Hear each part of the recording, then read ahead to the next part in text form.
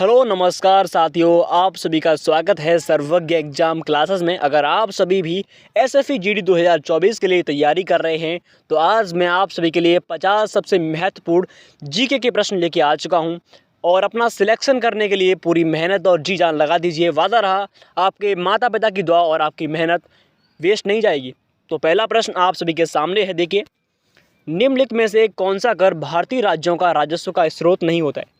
Option A भू राजस्व, option B motor वाहन कर, ऑप्शन सी मनोरंजन कर, ऑप्शन डी निगम कर। तो याद रखना है, जो निगम कर होता है वो राज्यों का राजस्व का स्रोत नहीं है। ठीक है, ऑप्शन डी एकदम करेक्ट है। अगला प्रश्न आप सभी के सामने, प्रश्न नंबर 2। फसल कटाई पर्व हरेला किस राज्य में मनाया जाता है? तो याद रखना है, जो हरेला है वो उत्तराखंड का है। कहाँ का है? उत्तराखंड। अगर पूछे सर हरेला उत्तराखंड, अगर यहाँ पर आता है हरेली, कंफ्यूज मत होना है। बच्चे कंफ्यूज होते हैं और गलत आंसर लगाते हैं एग्जाम हॉल में। तो याद रखना है, हरेली पूछे छत्तीसगढ़, हरेला उत्तराखंड, यहाँ पर यहाँ पर खंड बड़ा की मात्रा और छत्तीसगढ़ हरेली। याद रखना है, हरेला उत्तराखंड और हरेली छत्तीसगढ़। कभी भी कन्फ्यूजन नहीं करनी है एग्जाम में। ठीक है, अगला प्रश्न आप सभी के सामने, न्यायपालिका को संविधान का संरक्षण कौन बनाता है? ऑप्शन ए स्वतंत्रता, ऑप्शन बी सेवा की शर्तें, ऑप्शन सी वेतन और ऑप्शन डी न्यायिक समीक्षा। तो याद रखना है, जो न्यायिक समीक्षा होती है वो न्यायपालिका को संविधान का संरक्षण मानता है। ठीक है, ऑप्शन डी एकदम करेक्ट है। अगला प्रश्न आप सभी के सामने, तो प्रश्न नंबर 4 देखते हैं।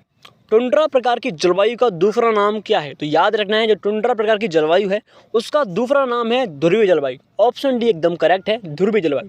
अगला प्रश्न आप सभी के सामने 5। किसने कहा था कि संसदीय प्रणाली सरकार का दैनिक मूल्यांकन भी उपलब्ध कराती है और आवधिक भी है? Option A doctor Bhimrao Ambedkar, option B Jawaharlal Nehru, option C VN. Rao और option D doctor Rajendra Prasad. तो याद रखना है, ये डॉक्टर भीमराव अंबेडकर जी हैं जिन्होंने ये कहा था कि संसदीय प्रणाली सरकार का दैनिक मूल्यांकन भी उपलब्ध कराती है। अगला प्रश्न आप सभी के सामने है, प्रश्न नंबर 6। भारत का अंतिम अंग्रेज जो गवर्नर जनरल कौन था? अंग्रेज पूछ रहा हूँ, ना कि भारतीय।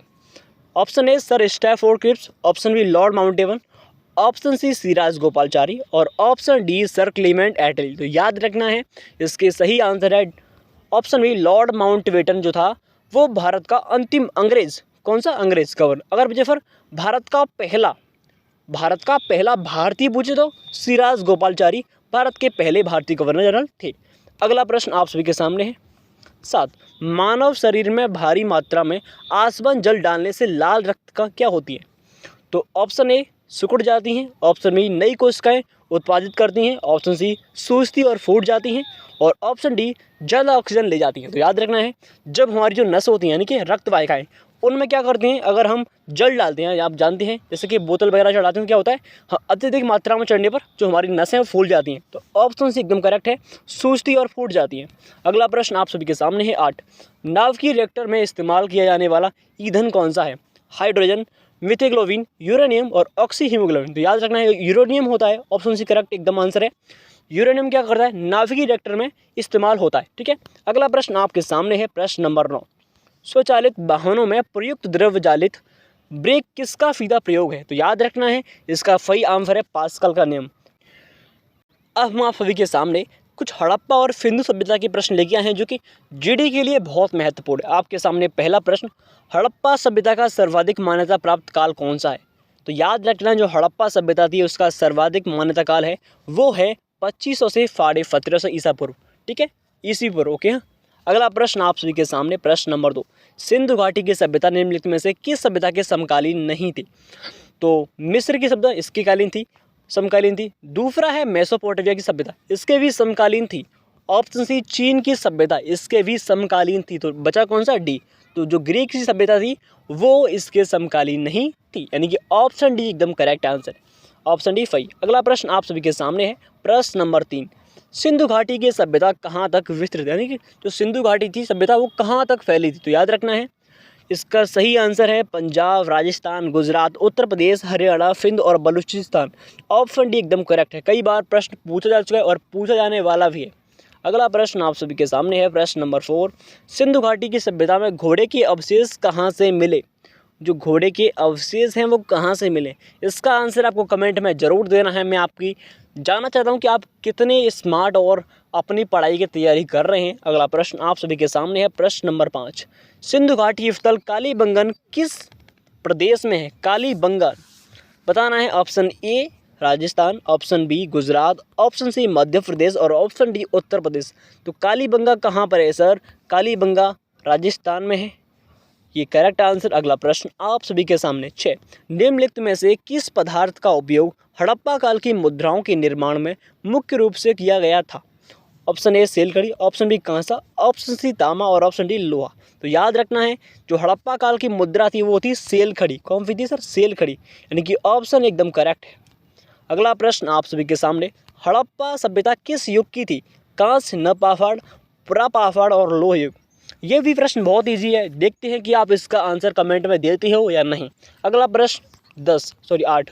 सिंधु घाटी सभ्यता के लोगों का मुख्य व्यवसाय क्या था? ऑप्शन ए व्यापार, ऑप्शन बी पशुपालन, ऑप्शन सी शिकार और ऑप्शन डी कृषि। तो याद रखना है, सिंधु घाटी सभ्यता के लोग जो थे वो क्या करते थे? व्यापार। क्या करते थे सर? व्यापार। ए 9 प्रश्न 9। हड़प्पा सभ्यता के निवासी थे ग्रामीण, शहरी या फिर खानाबदोश या फिर जनजाति। तो याद रखना है, हड़प्पा सभ्यता के निवासी थे एकदम शहरी। ऑप्शन बी एकदम करेक्ट है। अगला प्रश्न आप सभी के सामने, सिंधु सभ्यता के घर किससे बनाए जाते थे? ईंट से, बांस से, पत्थर से, लकड़ी से। तो याद रखना है, सिंधु घाटी एक नवीनीकरण था, यानी कि वहाँ पर शहर बफरे तो किससे होगा? ईंट से बनेंगे, किससे? ईंट से। अगला प्रश्न आप सभी के सामने है, हड़प्पा वासी किस वस्तु के उत्पादन में सर्वप्रथम थे? जो हड़प्पा वासी थे, तो याद रखना है, मुद्राएं, कांसे के औजार, कपास। जो कपास थी इसके उत्पादन में सबसे पहले नंबर पर थे हड़प्पा वासी। हड़प्पा सभ्यता के जो इंसान थे वो क्या करते थे? कपास की उत्पादन अधिक मात्रा में करते थे। ओके, अगला प्रश्न आप सभी के समक्ष 12। निम्नलिखित विद्वानों में से हड़प्पा सभ्यता का सर्वप्रथम खोजकर्ता कौन था?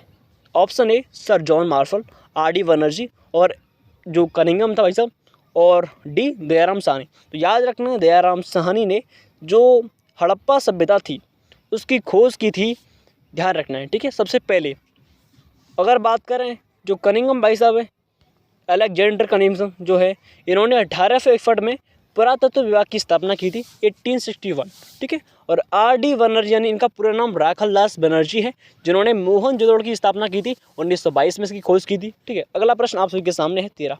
सिंधु सभ्यता का पतन नगर बंदरगाह कौन सा था? जो बंदरगाह था उस बंदरगाह का नाम आपको बताना है। तो याद रखना है, जो लोथल था इनका प्रमुख बंदरगाह था, ठीक है। अगला प्रश्न देखते हैं नेक्स्ट, सिंधु घाटी सभ्यता का सर्वाधिक उपयुक्त नाम क्या है? तो याद रखना है, इसका नाम है हड़प्पा सभ्यता। सिंधु सभ्यता को हड़प्पा सभ्यता कहते थे, ठीक है, अब कहते हैं। अगला प्रश्न आप सभी के सामने, हड़प्पा सभ्यता की खोज किस वर्ष हुई थी? याद रखना है 1921 में।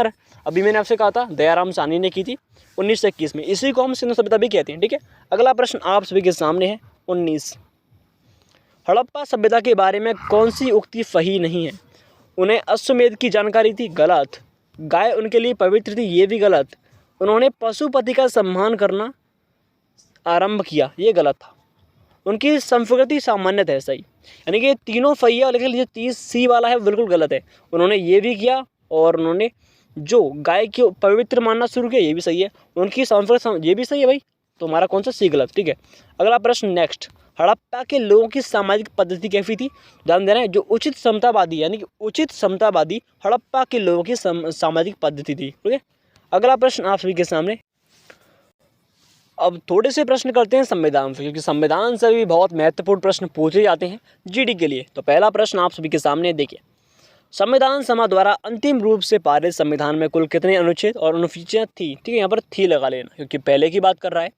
तो ध्यान देना है, आप सभी को मालूम होगा पहले जो थी वो कितनी थी? 395 आर्टिकल थे और 8 अनुसूचियाँ थी, 8 शेड्यूल। ओके, अगला प्रश्न सेकंड, वर्तमान समय में भारतीय संविधान में गणना की दृष्टि से कुल कितने आर्टिकल और कितनी अनुसूचियाँ हैं? तो याद रखना है 395 नहीं, गलत हो जाएगा, ये भी गलत, ये भी गलत।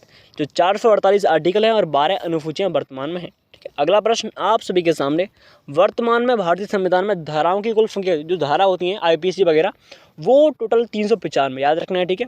अगला प्रश्न आप सभी के सामने 4, संविधान के किस अनुच्छेद में अंकित किया गया है कि इंडिया अर्थात भारत राज्यों का एक संघ होगा? तो आर्टिकल 1 में जो भारत राज्यों का एक संघ होगा, ठीक है।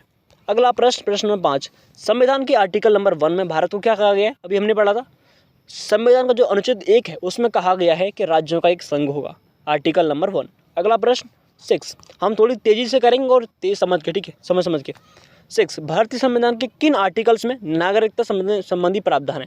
तो जो नागरिकता है वो आर्टिकल 5 से 11 भाग 2 में आते हैं और 1 से 5 भाग 1 में आता है। और इसमें क्या है सर, जिसमें हमारा संघ राज्य क्षेत्र है, ठीक है। और सी 12 से 35 किस में आता है? भाग 3 में आता है, ठीक है। और 36 से 51 किस में आता है सर? ये हमारा भाग 4 में आता है, इसमें मौलिक अधिकार है। और 12 से 35 में क्या है सर? 12 से 35 में समता का अधिकार, ठीक है, समानता का अधिकार। प्रश्न नंबर 7, निम्न में से किन अनुच्छेद द्वारा भारतीय संविधान नागरिकों का मूल अधिकार निश्चितता प्रदान करता है? तो याद रखना है, जो भारतीय नागरिक किस में आते हैं? अभी हमने पढ़ा था, जो भारतीय संविधान नागरिक का मूल अधिकार यानी कि मूल अधिकार जो फंडामेंटल राइट्स होते हैं, यानी कि 12 से 35 करेक्ट आंसर एकदम ऑप्शन नंबर ए। 8 प्रश्न नंबर, नौकरियां तथा शैक्षणिक संस्थाओं यानी कि जो कमजोर वर्ग होती है उनके लिए नौकरी वगैरह देने के लिए आर्टिकल नंबर 16, ठीक है। हाँ सर। अगला प्रश्न आप सभी के सामने, भारत के संविधान का निम्न में से कौन सा अनुच्छेद अस्पृश्यता का उन्मूलन करता है? यानी कि अनटचेबली का अंत, जो एंड ऑफ अनटचेबली होती है, आर्टिकल नंबर 17, ओके। अगला, भारतीय संविधान का कौन सा आर्टिकल राष्ट्रपति के पद के लिए पुनः निर्वाचन की योग्यता यानी कि निर्वाचन किस में आता है? आर्टिकल 54 में आता है। 52 में भारत का एक राष्ट्रपति होगा और 55 में उसकी पात्रता होगी और 57 उसकी अहर्ताएँ और शर्तें होती हैं। अगला 11, भारतीय संविधान के किस आर्टिकल के अंतर्गत भाषण एवं अभिव्यक्ति की स्वतंत्रता के अधिकार की गारंटी, जो भाषा है और बोलने का अधिकार यानी कि विचार अभिव्यक्ति, आर्टिकल 19 में आता है, ठीक है। 11, भारतीय संविधान के किस आर्टिकल में प्रेस की स्वतंत्रता, जो प्रेस की स्वतंत्रता होती है वो आर्टिकल नंबर 14 में आती है, 19 में आती है, ठीक है। अगला प्रश्न आप सभी के सामने है, मौलिक अधिकार के अंतर्गत कौन सा अनुच्छेद बच्चों के शोषण से संबंधित है? तो बच्चों के शोषण किस में होता है? आर्टिकल 24 में। 23 में बालाश्रम पर रोक है और 19 में विचार अभिव्यक्ति और 17 पे अनटचेबली एंड ऑफ यानी कि अस्पृश्यता का अंत, ठीक है। अगला प्रश्न आप सभी के सामने है, प्रश्न नंबर 4, भारतीय संविधान के किस आर्टिकल में अल्पसंख्यकों के हित के लिए, आर्टिकल 29 है, 15, कौन सा अनुच्छेद अंतर्गत भारत का सर्वोच्च न्यायालय, ये तो सिंपल है भाई, आर्टिकल 32 में। सुप्रीम कोर्ट किस में आता है? सुप्रीम कोर्ट 32 में आता है। 15, भारतीय संविधान के किन आर्टिकल्स में राज्य के नीति निर्देशक यानी DPSP जो कहाँ से लिए गए? आयरलैंड से, तो वो 36 से 51 में आते हैं, ठीक है। अगला प्रश्न, भारतीय संविधान के अंतर्गत कल्याणकारी राज्य की अवधारणा निम्नलिखित में से किस आर्टिकल में है? तो इसका आंसर आपको कमेंट में जरूर देना है। तो आज के लिए इतना ही काफी, थैंक यू सो मच, मिलते हैं ऐसी इंटरेस्टिंग क्लास के बाद। जय हिंद।